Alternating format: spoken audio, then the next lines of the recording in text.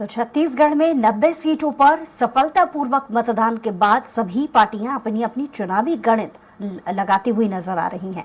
कांग्रेस ने पहले ही स्पष्ट कर दिया था कि वे सामूहिक नेतृत्व पर चुनाव लड़ रहे हैं। वहीं भारतीय जनता पार्टी ने भी मोदी जी के चेहरे और सामूहिक नेतृत्व पर चुनाव मैदान में उतरे हैं। हालांकि कांग्रेस में इस पद के लिए मांग उठनी शुरू हो चुकी है, जिसने प्रदेश की राजनीतिक हलचल और ज्यादा बढ़ा दी है। देखिए ये खास रिपोर्ट। सीजी में किसके सर सजेगा जीत का सहरा? कांग्रेस में कौन होगा सीएम का चेहरा? जी हां, छत्तीसगढ़ में अपनी अपनी सरकार बनने के दावे और संभावनाओं के बीच कांग्रेस पार्टी के अंदर खाने एक बड़ा सवाल खड़ा हो गया है। सवाल है कि अगर सूबे में कांग्रेस पार्टी फिर से आती है, सत्ता में काबिज होती है, तो कांग्रेस का सरताज कौन होगा?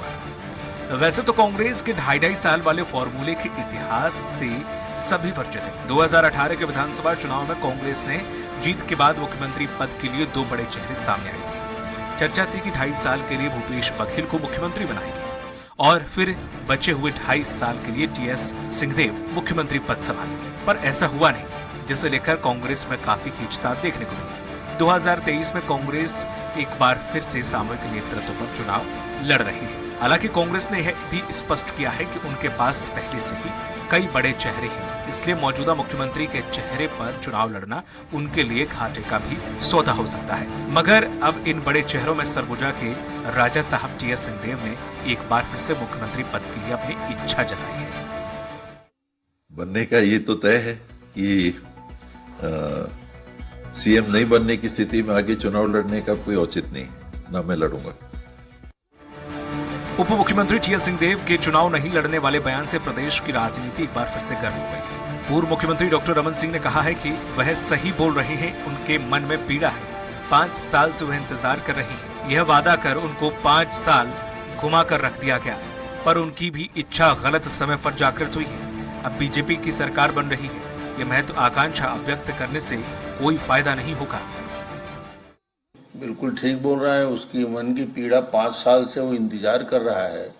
2.5 साल की वादा करके उसको पूरा 5 साल घुमा के रख दिया गया और अब उसको क्या सिर्फ विधायक बनाने के लिए सोच रहे हैं। मगर मुझे लगता है कि उनकी भी इच्छा गलत समय जागृत हुई है।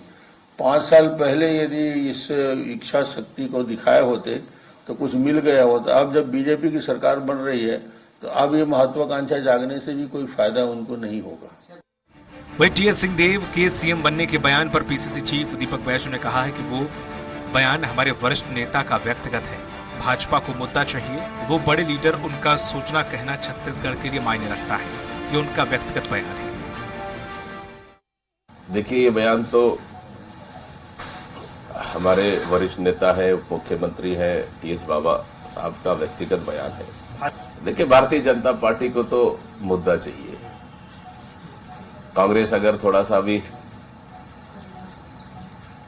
एक फटाका भी फूट जाएगा तो भारतीय जनता पार्टी के लिए बड़ा मुद्दा है। तो भारतीय जनता पार्टी को मुद्दा चाहिए, स्वाभाविक सा है। छत्तीसगढ़ के बड़े लीडर हैं, उनका सोचना, उनका कहना छत्तीसगढ़ के लिए मायने रखता है और उनका कहना व्यक्तिगत निर्णय है। मुख्यमंत्री के चेहरे को लेकर कांग्रेस में पहले भी द्वंद्व देखा गया। 90 सीटों पर मतदान के बाद अब इंतजार 3 दिसंबर को मतगणना का है, जो बताएगा कि किसका दावा 2023 विधानसभा चुनाव में सबसे मजबूत रहा है। अब देखना होगा कि जनता अगर कांग्रेस पर एक बार फिर से भरोसा जताती है तो कांग्रेस आलाकमान किस पर भरोसा जताएगा। स्वराज एक्सप्रेस के लिए रायपुर से दिलीप साहू की रिपोर्ट। और इसी के साथ बुलेटिन में इतना ही। कुछ और खबरों के लिए देखते रहिए स्वराज एक्सप्रेस।